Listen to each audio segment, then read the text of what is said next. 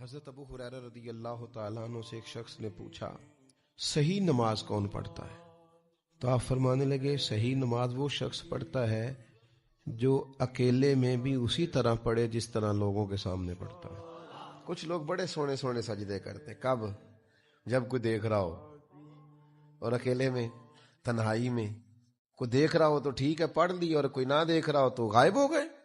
تنہائی کی نیکی انسان کو اصل عبادت گزار کرتی ہے، اور اگر تنہائی میں جرم کیا جائے، حضرت ثوبان بن مالک رضی اللہ تعالیٰ عنہ حدیث کے راوی ہیں اور سیاستہ میں حدیث موجود ہے، فرمایا قیامت کے دن کچھ لوگ تہامہ پہاڑ کے برابر نیکیاں لے کے آئیں گے اللہ کی بارگاہ میں۔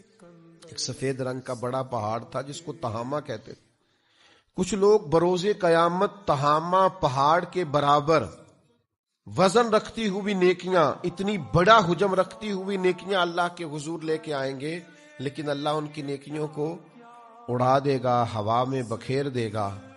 تو صحابہ نے عرض کی یا رسول اللہ صلی اللہ تعالی علیہ وسلم وجہ کیا ہے، ان لوگوں کا گناہ کیا ہے؟ تو اللہ کے حبیب فرمانے لگے یہ لوگوں کے سامنے نیکیاں کرتے تھے اور تنہائی میں رب کی نافرمانی کرتے تھے۔ اکیلے میں اللہ تبارک و تعالیٰ کی حدود کو توڑتے تھے، شریعت کی حدوں کو پامال کرتے۔ جب تک تنہائی ٹھیک نہیں ہوتی، جب تک اکیلے میں بھی انسان اسی طرح نیک نہیں ہوتا جس طرح سب کے سامنے نیک ہوتا ہے، تو اسے نیکی فائدہ نہیں دے سکتی۔ میرے بھائی یہ زمین گواہی دے گی قیامت کے دن۔ اللہ کے حضور دعا کریں اللہ دنیا میں بھی پردے قائم فرمائے اور آخرت میں بھی پردے قائم فرمائے۔